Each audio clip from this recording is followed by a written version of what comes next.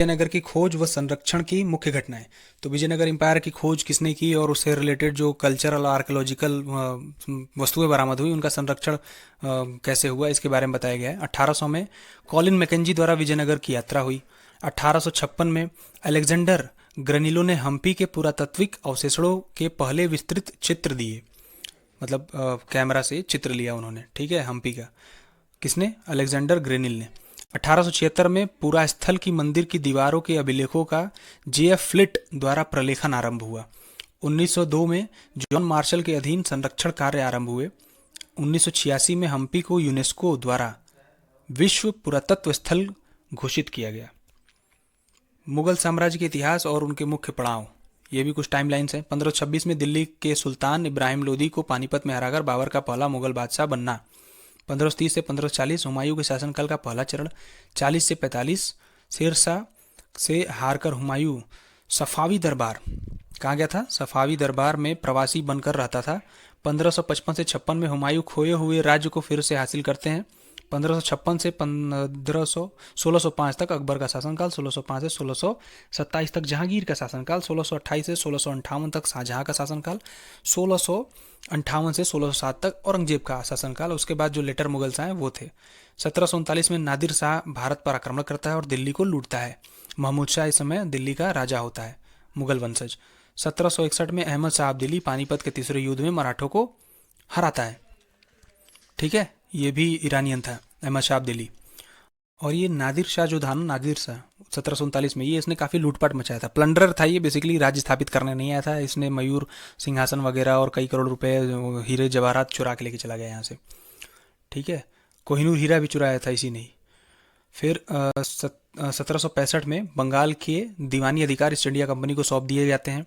1857 में अंतिम मुगल बादशाह बहादुर शाह जफर को अंग्रेज गद्दी से हटा देते हैं और देश निकाल कर रंगून, आज के समय में म्यांमार जो है, उस वहाँ भेज देते हैं।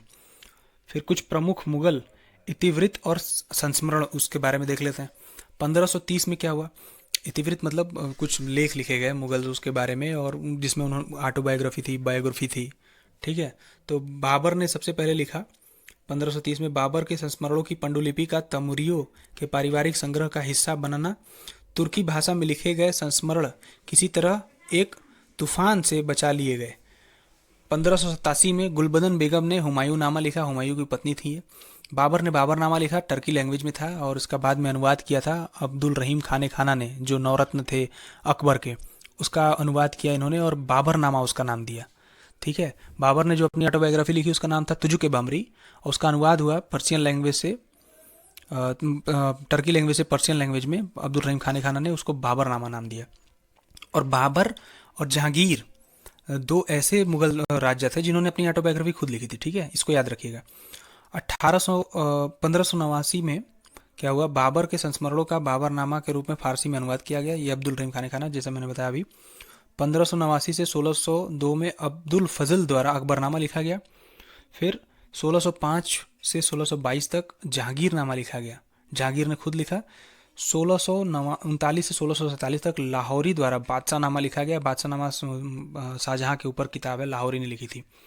1605 में मोहम्मद वारिश द्वारा शाहजहां के शासनकाल के तीसरे दशक के इतिवृत्त लेखन की शुरुआत हुई। 1668 में क्या हुआ? मोहम्मद काजिम ने औरंगजेब के शासनकाल के बारे में बताया और आलमगीरनामा लिखा। मोहम्मद काजिम ने लिखा था आलमगीरनामा। मुगल कालीन मंत्री और उनसे संबंधित विभाग देख लेते हैं, कुछ मंत्री हुए और कौन कौन से विभाग वो होल्ड करते थे।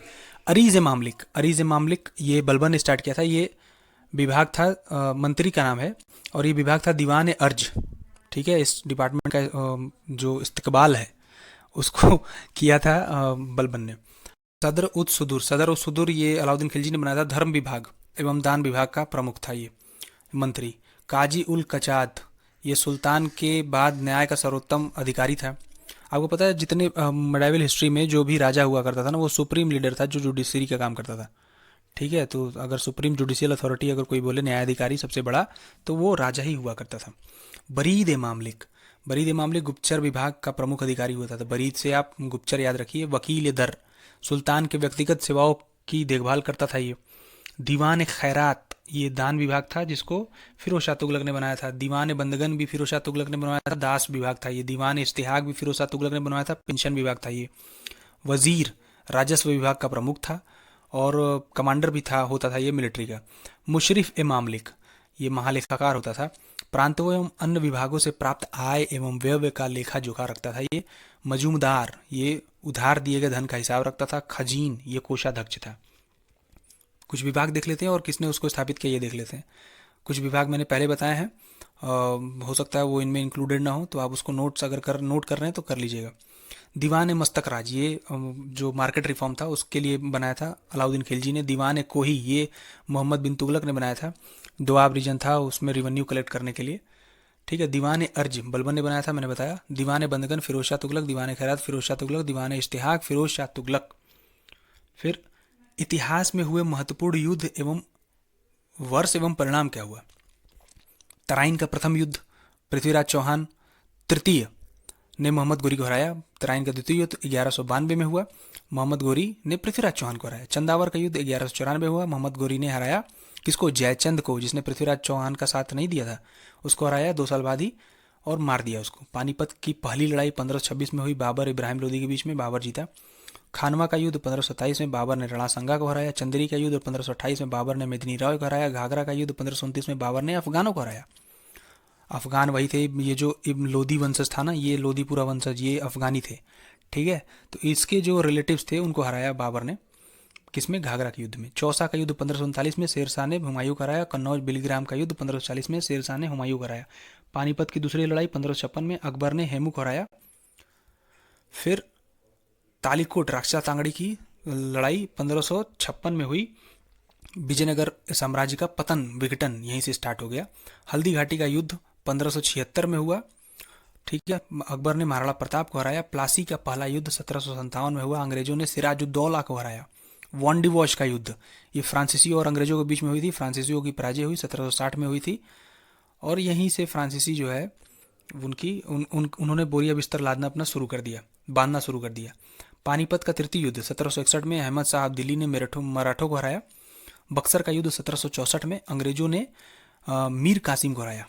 बक्सर के युद्ध में मीर कासिम ही नहीं था, मीर कासिम भी था, सुजाउद्दौला भी था, और कौन था? शाह आलम था, जो मुगल बादशाह था।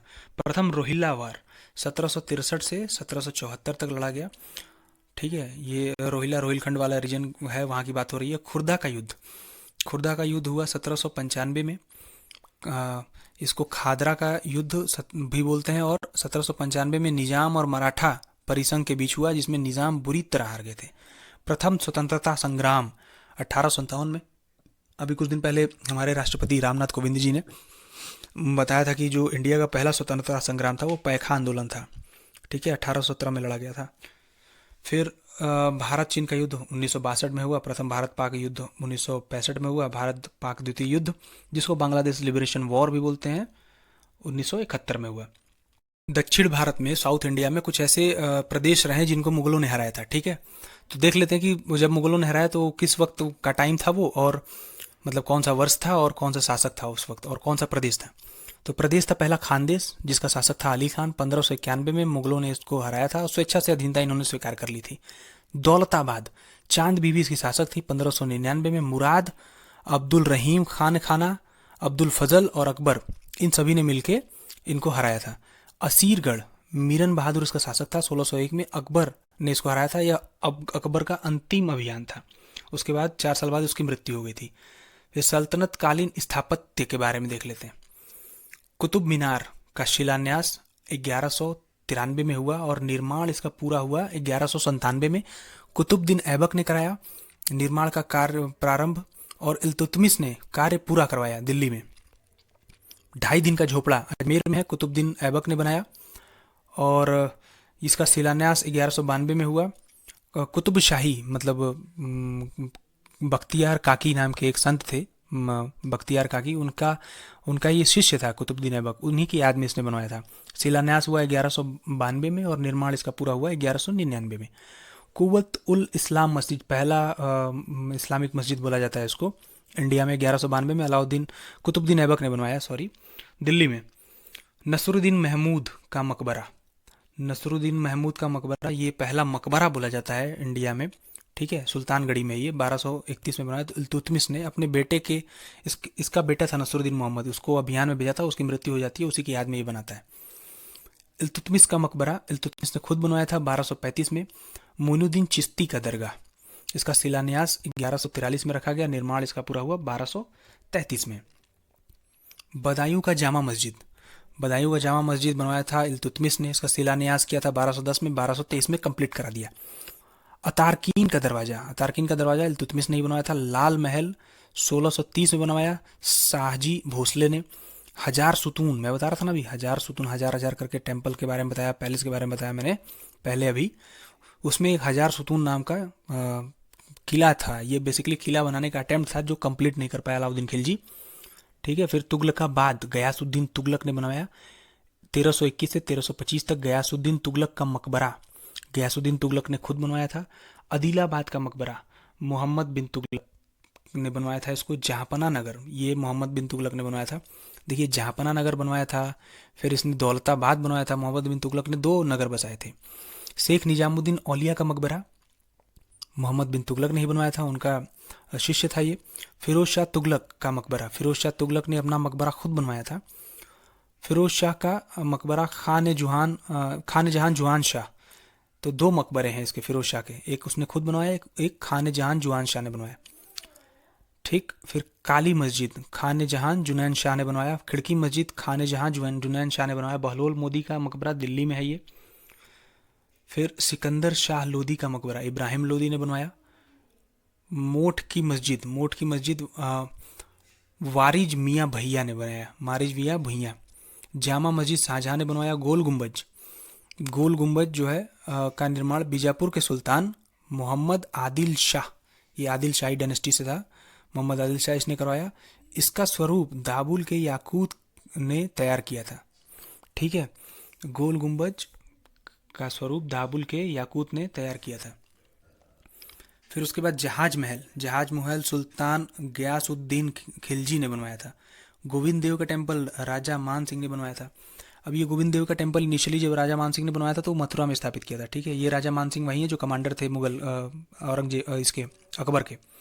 तो मथुरा में बनवाया था इसको। और फिर ये गोविंद सिंह का मंदिर जो है इसको स्थापित कर दिया गया जयपुर में, किसके द्वारा? सवाई जय सिंह के द्वारा, जिसने जयपुर बनाया था।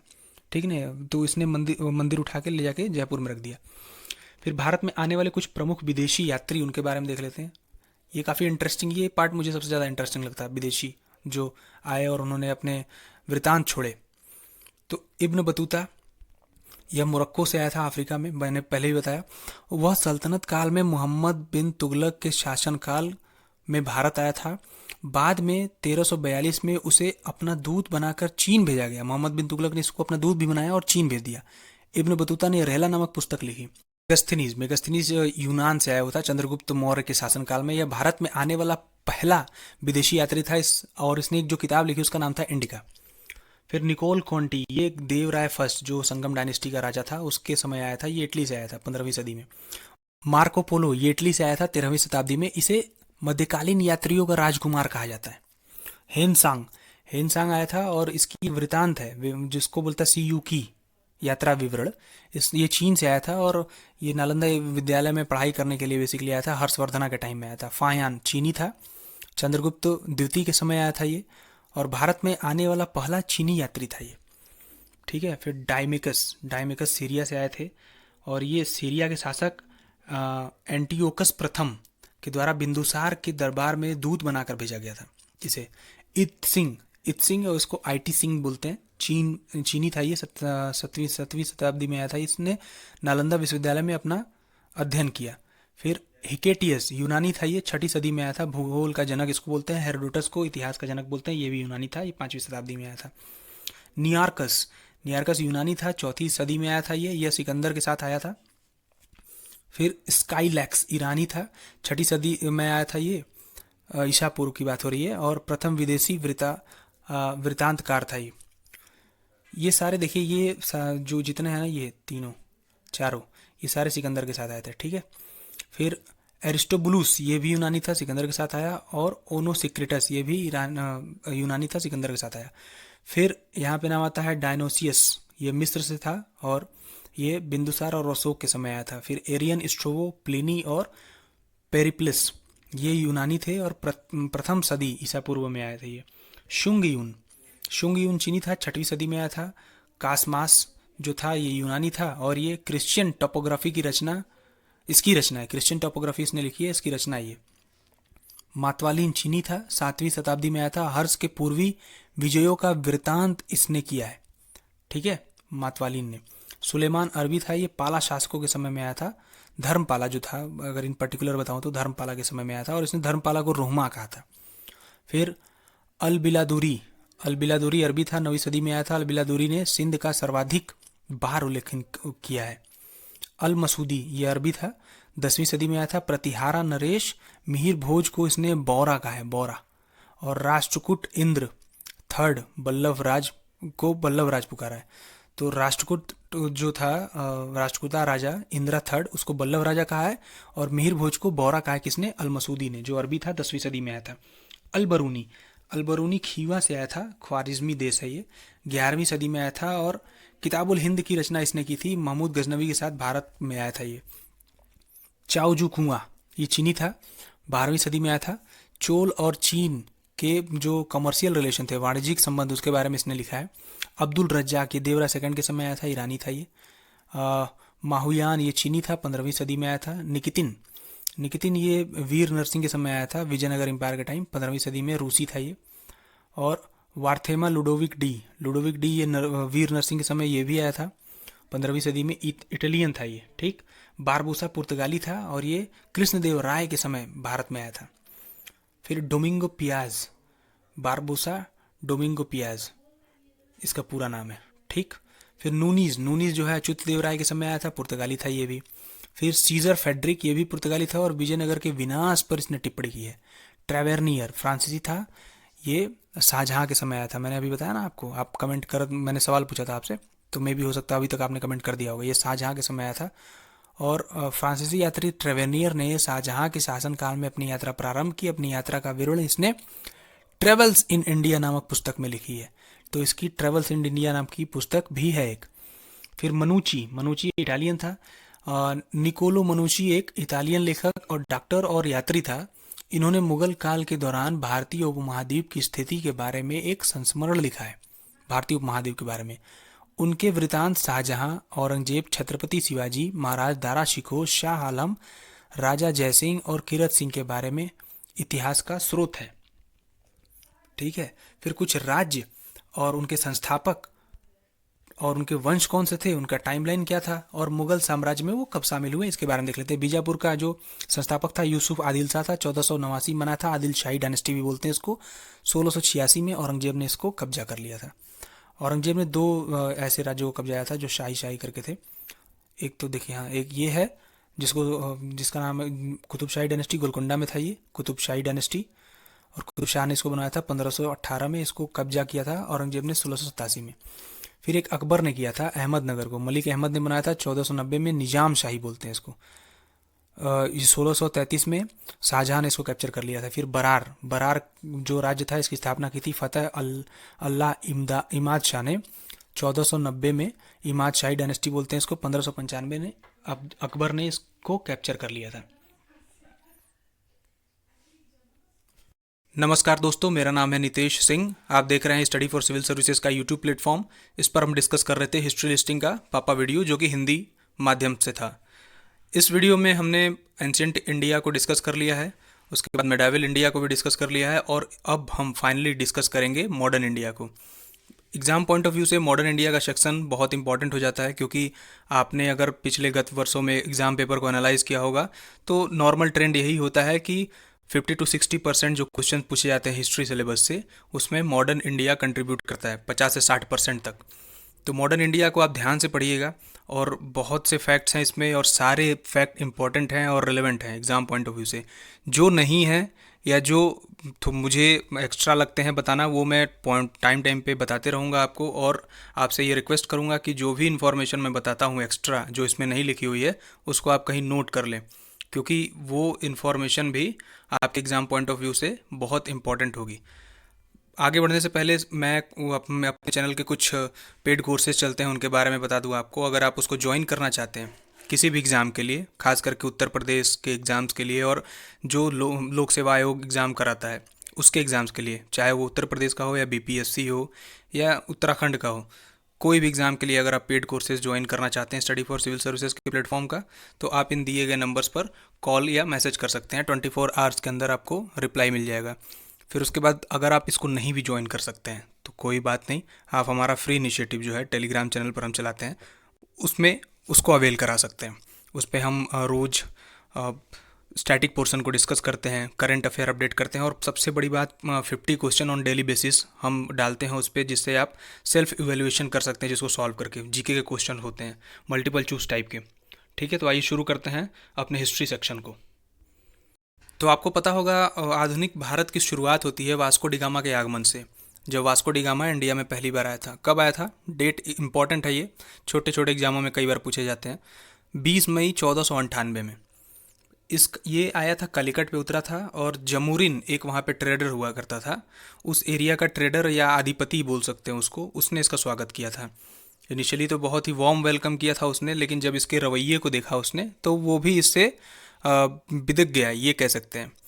ठीक है, बाद में इसके और उसके बीच में फाइट भी हुई थी, कुछ ट्रेडिंग को लेके डिस्प्यूट्स भी चले थे, लेकिन फिर उसका रिजल्ट कुछ निकला नहीं। वास्को डी गामा के बाद बाकी जो आगे वॉयसरॉयज वगैरह आए, जैसे फ्रांसिस्को डे अल्माइडा और बुकक वगैरह आए, तो उन सबों ने अपना एक्सपेंशन किया। वास्को डी गामा प्राइमरली आया था ट्रेड करने के लिए ही, और इसको पता भी नहीं था, जब वो निकला था ना पुर्तगाल से, तो इसको पता भी नहीं था कि ये जा कहाँ रहा है। ठीक है, ये ईस्ट के साइड जा रहा था, सी वो गया से, सी समुद्र के रास्ते से सफ़र करते हुए, और पहुंच गया ये कलिकट पर।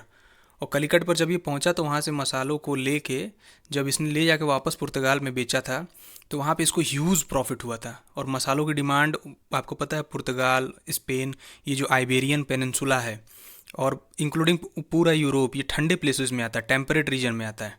ठीक है, और यहाँ पे मसालों की क्वांटिटी बहुत ज़्यादा लेवल पे इस्तेमाल होती है। लोग फूड प्रिजर्वेशन, खाने को बचाने के लिए मसालों का इस्तेमाल करते हैं वहाँ पे, तो इसलिए वो मसालों को लेके गया। मसाले नहीं होते थे उस वक्त यूरोप में, और जब वहाँ पे लेके गया तो बहुत ही ज़्यादा अमाउंट में इसको प्रॉफिट हुआ था, तो ये दोबारा भी आया था। तो इस तरह से आधुनिक भारत की शुरुआत होती है, और यूरोपियंस को इंडिया के बारे में पता लगता है। उसके बाद एक सब आते जाते हैं, और अपना इनिशियली तो ट्रेड इन्हांस करते हैं, बढ़ाते हैं, उसके बाद टेरिटरी को भी ऑक्युपाई करना शुरू करते हैं, और तब शुरू होता है डिस्प्यूट। उसके बाद आती है ब्रिटिश ईस्ट इंडिया कंपनी, और फिर पूरा ब्लंडर मचता है, जिसके बारे में आपको पता ही होगा, आगे भी मैं डिस्कस करूंगा उसके बारे में। फिर एक इंसान था फ्रांसिस्को डे अल्माइडा। ठीक है, ये पुर्तगाल का ये भी पुर्तगाली था, और ये पहला वॉयसराय था जो पुर्तगाल गवर्नमेंट ने जिसको अपॉइंट किया था 1505 में। ठीक है, अब अंतर क्या है वास्को डी गामा और फ्रांसिस्को डे अल्माइडा में? देखिए, वास्को डी गामा जो था ना, वो प्राइवेट था, प्राइवेट एंटिटी था या प्राइवेट पर्सन था, वो उसका गवर्नमेंट से कोई लेना देना नहीं था, वो प्राइमरली ट्रेड करने के लिए आया था। ठीक, लेकिन फ्रांसिस्को डे अल्माइडा जो था ना, उसको गवर्नमेंट ने एक अपने रिप्रेजेंटेटिव के तौर पे इंडिया में भेजा था, और बोला था कि आप यहाँ पे जाके गवर्न करिए उस एरिया को, और ट्रेड को इन्हांस करिए। इसकी एक पॉलिसी थी blue water policy. Blue water policy मतलब, ब्लू वाटर पॉलिसी का मतलब ये था कि ये इनिशियली इंडिया की टेरिटरी को कब्जाना नहीं चाहते थे, लेकिन जो रूट था इंडिया से लेके पुर्तगाल वाला, या इंडियन ओशियन वाला, बेसिकली जो रास्ता था पूरा इंडियन ओशियन ही, उसको कब्जा करना चाहते थे। आपको पता है जो अरेबियन सी है, वहाँ पे ट्रेड बहुत ह्यूज अमाउंट में होता था, लगातार शिप आती जाती थी और व्यापार करती थी, उसमें अरब शिप्स भी होती थी और यूरोपियन शिप्स भी होती थी। तो इसको मेनली ये जिम्मेदारी सौंपी गई थी कि आप जितनी भी शिप्स आती हैं उन सब से कर वसूलेंगे, इसलिए इसने एक पॉलिसी फॉर्मुलेट की जिसका नाम था ब्लू वाटर पॉलिसी। हालांकि उसको लागू नहीं कर पाया ये, और इसके बाद जो आया अबू कर्क, उसने लागू किया उसको पर्टिकुलरली। इसलिए अबुल कर्क जो है ना, इसको रियल फाउंडर माना जाता है पुर्तगीज़ एम्पायर का इन इंडिया। ठीक है, ये भी पुर्तगीज़ गवर्नर था, और ये आया था 1509 में। पुर्तगालियों ने कोचीन में पहला कारखाना खोला था अपना, और कब खोला था? 1503 में कोचीन में अपना पहला फैक्ट्री खोली थी इन्होंने, पहला कारखाना। पुर्तगालियों ने कन्नूर में अपना दूसरा कारखाना खोला 1505 में। फिर अंग्रेजी ईस्ट इंडिया कंपनी ने सबसे पहले मसूलीपट्टनम में, या मछलीपट्टनम भी इसको बोलते हैं, टेम्परेरी बेसिस पे अस्थाई कारखाना खोला था 1611 में। और एग्ज़ाम में अगर पूछे कि सबसे पहला जो इनका कारखाना था वो कहाँ था, वो सूरत में था। ये 1612 में खोले थे ये लोग। और उस समय अब किसका राज हुआ करता था, जहांगीर हुआ करता था ना। तो जहांगीर से परमिशन लेके इन्होंने हराया था पुर्तगालियों को सूरत में। पहले तो हराया पुर्तगालियों को सूरत में, फिर उसके बाद जहांगीर से परमिशन लेके वहाँ पे अपना कारखाना खोला। फिर प्रथम Carnatic war, first Carnatic war जो हुआ वो 1746 से 48 तक हुआ। द्वितीय कर्नाटिक वॉर 1749 से 54 तक हुआ। तीसरा कर्नाटिक वॉर जो हुआ वो 1756 से 63 तक हुआ। कर्नाटिक वॉर मतलब इंग्लिश और फ्रेंच का वॉर, फ्रांसीसी और अंग्रेज़ों का वॉर जो हुआ उसको कर्नाटिक वॉर बोलते हैं। अब कर्नाटक वॉर क्यों बोलते हैं, ये कभी सोचा आपने? इसलिए क्योंकि जो वॉर प्राइमरली हुआ था ना वो कर्नाटका वाले रीजन में ही हुआ था। ठीक है, कर्नाटका एम्पायर जो उस विजयनगर एम्पायर के बारे में आपने पढ़ा होगा, तो वो आज का जो कर्नाटका है उतने तक सीमित नहीं था, वो बहुत बड़ा एम्पायर था। कर्नाट रीजन बोलते थे उसको। तो वहीं पे ये युद्ध हुए थे, इसलिए कर्नाटक वॉर बोलते हैं इसको। ठीक, फिर प्लासी का युद्ध, प्लासी का युद्ध इसके पहले मैंने भी डिस्कस किया आपसे। 1757 में सिराजुद्दौला हार गया था इसमें। वॉन्डिवॉश की लड़ाई, बैटल ऑफ वॉन्डिवॉश 1760 में हुआ, ब्रिटिशर्स में और फ्रेंच में। फ्रेंच हारे थे बुरी तरीके से, और इसके बाद से वो अपना बोरिया बिस्तर लपेटने लगे थे वापस जाने के लिए। मतलब एक्सपेंशन करने के लिए मना कर दिया था। ब्रिटिश ईस्ट इंडिया कंपनी ने ये ट्रीटी साइन की कि आप लैंड को बढ़ाएंगे नहीं, जितना लैंड है उसी में सीमित रहेंगे और केवल ट्रेड करेंगे। फिर पानीपत की तीसरी लड़ाई अहमद साहब दिल्ली और संयुक्त मराठा सेना के बीच में हुआ था, जिसमें मराठा पराजित हुए थे। और ये पानीपत की तीसरी लड़ाई हुई 1761 में। बक्सर का युद्ध हुआ, अंग्रेजों ने शाह आलम, सुजाउद्दौला और मीर कासिम को एक साथ पराजित किया 1764 में। बंगाल की दोहरी सरकार, डुअल गवर्नमेंटशिप, ये 1765 से लेके 1772 तक रही। बंगाल का भीषण अकाल, फेमाइन, ये 1770 में आया। वॉरेन हेस्टिंग बंगाल के राज्यपाल के रूप में नियुक्त। बंगाल की दोहरी सरकार का उन्मूलन, मतलब जो डुअल गवर्नमेंटशिप थी वो ख़त्म हो गई 1772 में, जब वॉरेन हेस्टिंग बंगाल का राज्यपाल बना, गवर्नर बना। कब हुआ था ये? 1772-73 में। रेगुलेटिंग एक्ट आया, ठीक है, जिससे कंपनी आंशिक रूप से संसद के नियंत्रण में आई। कंप्लीटली नियंत्रण में नहीं आई थी, आंशिक रूप से आई थी। और प्रेसिडेंसी कलकत्ता के नियंत्रण में आ गई थी, और जो प्रेसिडेंसी थी वो कलकत्ता के नियंत्रण में आ गई थी। और ये कब आया था रेगुलेटिंग एक्ट? 1773 में। वॉरेन हेस्टिंग गवर्नर जनरल बना, सुप्रीम कोर्ट की स्थापना हुई। कब? 1773 में गवर्नर जनरल बना, और 73 में ही सुप्रीम कोर्ट की स्थापना हुई। और वॉरेन हेस्टिंग का कार्यकाल रहा 1773 से 1785 तक। प्रथम एंग्लो मराठा वॉर, ये 1775 से 1782 तक हुआ। ट्रिटी ऑफ सालबाई के बाद ये खत्म हो गया। पुरंदर की संधि, पुरंदर की संधि 1776 में हुई थी। ठीक है। दूसरा मैसूर वॉर या दूसरा मैसूर युद्ध जो हुआ 1780 से 1784 तक हुआ। फॉक्स का इंडिया बिल, जिसमें संसद और गवर्नर जनरल को और अधिक अधिकार देने की बात की गई थी। ठीक है, किंतु अंततः यह पास नहीं हो पाया। ये कब आया था? 1783 में। टीपू और अंग्रेजों के बीच मैंगलोर की संधि हुई और पिट्स अधिनियम भी पारित हुआ इसी साल। फिर सर विलियम जोन्स द्वारा बंगाल की एशियाटिक सोसाइटी की स्थापना की गई। कब ये सारी घटनाएं हुई थी? 1784 में। क्या क्या हुई थी फिर से बता देता हूँ। टीपू और अंग्रेजों के बीच मैंगलोर की संधि हुई। अब ये देखिए 1784 जो है ये दूसरा एंग्लो मैसूर वॉर का टाइम है, अंत है ये। इसी समय अंत हुआ था जब ये मैंगलोर की ट्रीटी साइंड हो गई थी टीपू के बीच में। अब टीपू क्यों आया? दूसरा वॉर तो लड़ा गया था हैदर अली खान और अंग्रेजों के बीच में। तो देखिए हैदर अली खान को हो गया था चेचक, और वॉर के बीच में ही उनकी हो गई थी मृत्यु। तो टीपू ने सत्ता संभाली और फिर ट्रिटी साइन की और स्टेटस क्वो पे चले गए लोग। मतलब कि जिसकी जो टेरिटरी पहले हुआ करती थी उसको ही रखा, और जो हड़पे थे लोग आपस में एक्सचेंज कर लिए, मतलब आपस में एक दूसरे को दे दिए। फिर पिट्स अधिनियम भी इसी समय पारित हुआ, और सर विलियम जोन्स ने एशियाटिक सोसाइटी भी बनाई इसी साल। फिर लॉर्ड कॉर्नवालिस का गवर्नर जनरल के रूप में कार्यकाल 1786 से 93 तक रहा। तीसरा मैसूर वॉर 1790 से 92 तक रहा। टीपू और अंग्रेजों के बीच श्रीरंगपट्टनम की संधि ये 1792 में हुई। और इस संधि में क्या हुआ था? टीपू हार गए थे और इनके ऊपर इतना ज़्यादा पेनल्टी, वॉर पेनल्टी लगा गई थी कि ये देने में असक्षम थे, और इसके चलते इनके बच्चों को अंग्रेज़ों ने उठा लिया था, अपने पास रख लिया था कि आप जब पैसा देंगे तो आपके बच्चों को वापस किया जाएगा। तो इसके चलते माना जाता है कि चौथा जो एंग्लो मैसूर वॉर हुआ 1799 में, वो इसी वजह से हुआ। प्रमुख कारण यही था। फिर सर जॉन शोर का गवर्नर जनरल के रूप में कार्यकाल कब तक रहा? 1793 से 98 तक। अब ये जॉन शोर कौन थे? आपको पता होगा, जो परमानेंट सेटलमेंट आया था, है ना, जो लॉर्ड कॉर्नवालिस का जिसमें नाम आता है, तो उसमें उसको इम्प्लीमेंट कराने में इनका बहुत बड़ा योगदान था जॉन शोर का। ठीक है, बिना जॉन शोर के कॉर्नवालिस नहीं उसको इम्प्लीमेंट करा पाता। तो कभी कभी क्वेश्चन ये भी पूछता है कि किस गवर्नर जनरल की सहायता से लॉर्ड कॉर्नवालिस ने परमानेंट सेटलमेंट को लागू करवाया था? तो ये जॉन शोर होगा। ठीक। बंगाल की स्थायी जमींदारी बंदोबस्त, ये 1793 में आई, जो मैं जिसकी बात कर रहा था, स्थायी जमींदारी बंदोबस्त। लॉर्ड वेलेजली गवर्नर जनरल बना और इसने सहायक गठबंधन प्रणाली की शुरुआत की। सहायक गठबंधन प्रणाली क्या थी? सब्सिडरी अलायंस सिस्टम सुना होगा आपने इंग्लिश में, उसी को बोलते हैं सहायक गठबंधन प्रणाली। 1798 में इसने बनाया था। ठीक। चौथा मैसूर युद्ध और श्रीरंगपट्टनम का पतन, ये 1799 में हुआ, मैंने पहले बताया आपको। फोर्ट विलियम कॉलेज की स्थापना लॉर्ड वेलेजली ने की, कब की? 1 जुलाई 1800 ईस्वी में। पेशवा और अंग्रेजों के बीच बसीन की संधि, ट्रिटी ऑफ बसई, ये 1802 में हुआ। ये अब हम आ गए हैं दूसरा एंग्लो मराठा वॉर के पास।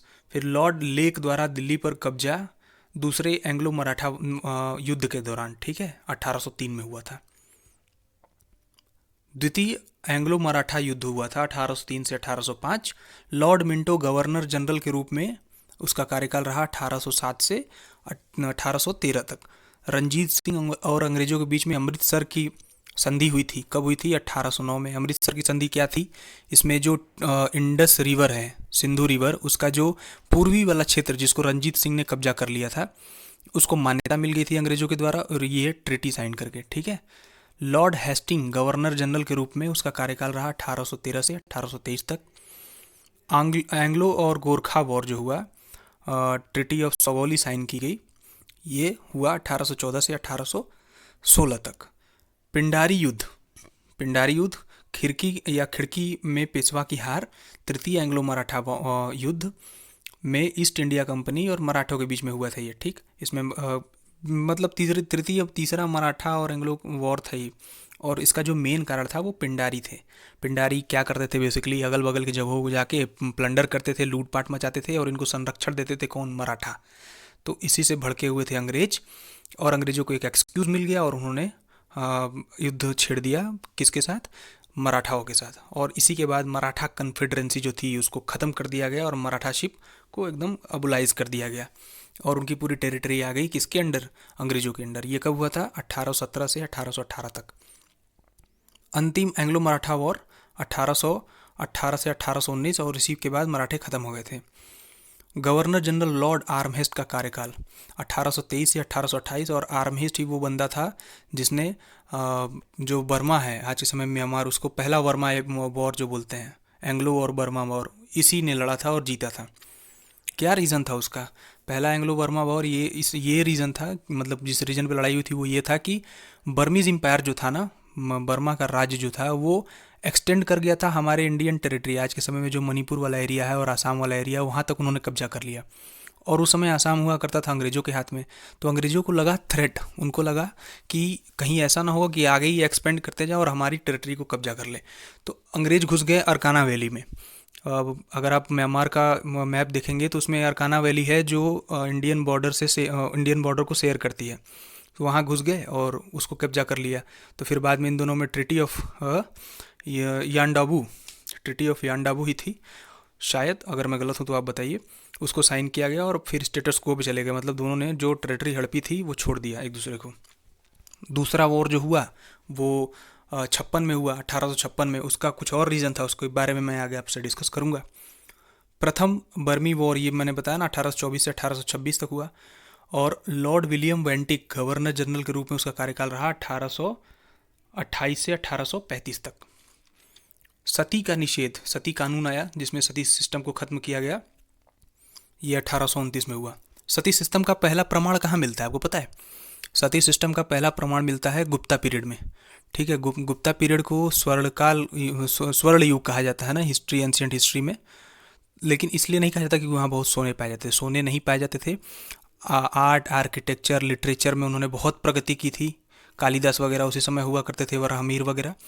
तो इसलिए उसको स्वर्ण युग कहा जाता है। लेकिन कुछ सोशल जो प्रॉब्लम थी उस गुप्ता काल में, वो ये थी, उसमें से एक ये था कि सती सिस्टम बहुत ही ज़्यादा बड़े तौर पे वहाँ पे प्रिवेल था, और मेंशन मिलता है उसका किताबों में कि उस समय सती सिस्टम हुआ करता था। और चंडाला, दूसरा जो सोशल प्रॉब्लम था वो था चंडाला, जो अनटचेबल होते हैं, अछूत जिनको कहा जाता है, वो बहुत ही ज़्यादा संख्या में पाए गए थे।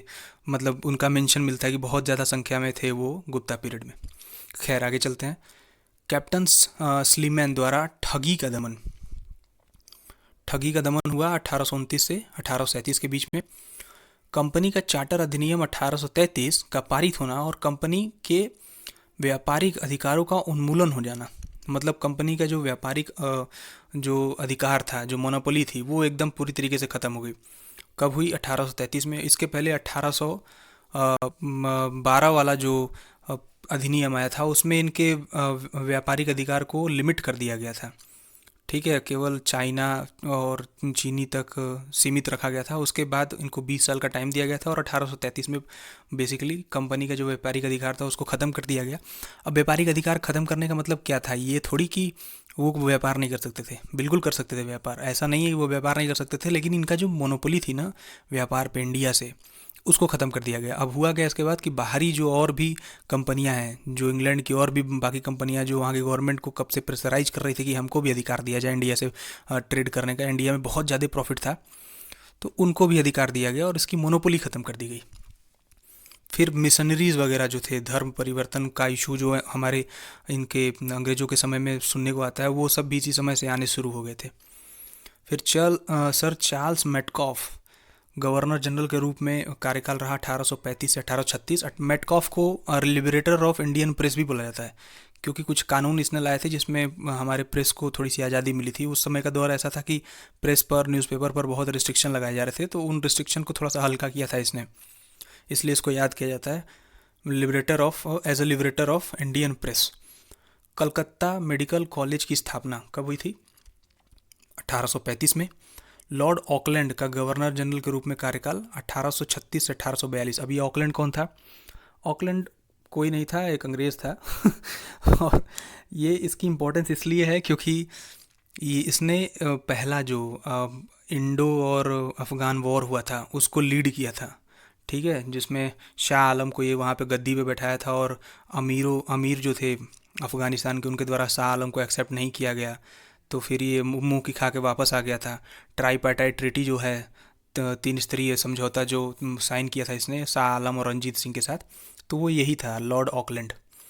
राणा रंजीत सिंह की मृत्यु हुई 1839 में, और जब इन्होंने ट्रीटी साइन कर लिया उसके कुछ ही समय बाद उनकी मृत्यु हुई थी।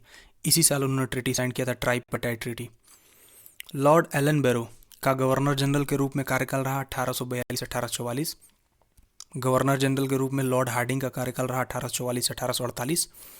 फर्स्ट एंग्लो सिख वॉर जो हुआ 1845 से 1846, और दूसरा एंग्लो सिख वॉर जो हुआ 1848 से 1849। इसी समय लाहौर की संधि हुई थी पहले एंग्लो सिख वॉर के बाद। दूसरा एंग्लो सिख वॉर, मैंने बताया आपको, सिखों की हार हुई, पंजाब का विलय हो गया और पंजाब पूरी तरीके से ख़त्म हो गया। ठीक, मतलब ख़त्म नहीं हुआ, रीजन तो वही था, बट अंग्रेज़ों के अधिकार में आ गया, और जो सिख वो साम्राज्य था वो ख़त्म हो गया। बेथ्यून द्वारा कलकत्ता में एक हिंदू बालिका कॉलेज खोला गया, बालिका विद्यालय खोला गया, वो भी इसी समय हुआ था, जिसको बेथ्यून कॉलेज बोलते हैं। आज के समय में वो कॉलेज बन चुका है।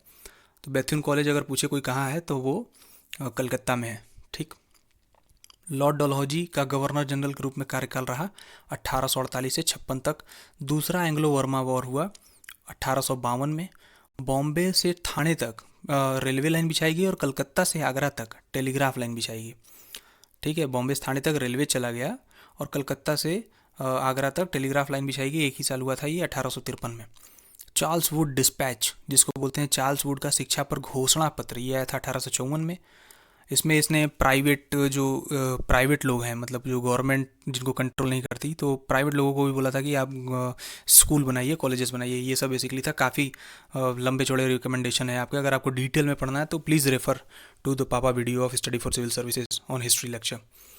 बिहार में संथाल विद्रोह हुआ था। संथाल विद्रोह हुआ था ये 1855 में। संथाल विद्रोह ये झारखंड वाले छोटा नागपुर प्लेट्यू के रीजन में हुआ था। ठीक। फिर अवध का विलय हुआ था 1856 में, लॉर्ड डलहौजी ने किया था, मिस गवर्नर के बेसिस पे किया था, ठीक है। भारतीय विश्वविद्यालय अधिनियम भी इसी समय पारित हुआ, और हिंदू विधवा पुनर्विवाह अधिनियम भी इसी समय पारित हुआ। लॉर्ड कैनिंग का गवर्नर जनरल के रूप में कार्यकाल रहा 1856 से 1858 तक। 1857 का विद्रोह मेरठ में 10 मई, ये डेट इंपॉर्टेंट है, याद रखिएगा इसको, 10 मई 1857 को शुरू हुआ ये विद्रोह। 9 तारीख को ये जेल तोड़ दिए और अपने साथियों को रिहा करा लिए, और 1857 10 मई को ये विद्रोह शुरू हुआ, और 11 को पहुंच गए थे ये कहाँ, दिल्ली, और प्रोक्लेम करा दिया था जो बहादुर शाह जफर द्वितीय उनको राजा घोषित कर दिया था। अच्छा, बहुत लोगों से पूछेंगे आप कि जो 1857 की क्रांति हुई उसमें कौन था, किसको प्रोक्लेम कराया गया था इंडिया का जो है मतलब राजा, किसको घोषित किया गया था, तो लोग बोलेंगे बहादुर शाह जफर। बहादुर शाह जफर नहीं, पूरा नाम उसका है बहादुर शाह जफर द्वितीय। पहला वाला पहले आ चुका है। बहादुर शाह जफर फर्स्ट जो था वो 1707 से 1712 या 13 के आसपास रहा था, ठीक है। नेक्स्ट चलते हैं। वायसराय के रूप में लॉर्ड कैनिंग, ये कब अपॉइंट हुए थे, वायसराय बने थे। इसके पहले ये गवर्नर जनरल था, और इसको जब 1857 का विद्रोह हुआ तो गवर्नर जनरल के पोस्ट को कन्वर्ट कर दिया गया वायसराय में, और ये बना था 1858 से 62 तक वायसराय रहा, ठीक है। फिर भारतीय परिषद अधिनियम और भारतीय सिविल सेवा अधिनियम, दंड संहिता अधिनियम और पुलिस अधिनियम, ये सारे अधिनियम पारित हुए थे कब, 1861 में। पुलिस अधिनियम इसमें नहीं लिखा है, ठीक है, आप उसको नोट कर लीजिएगा।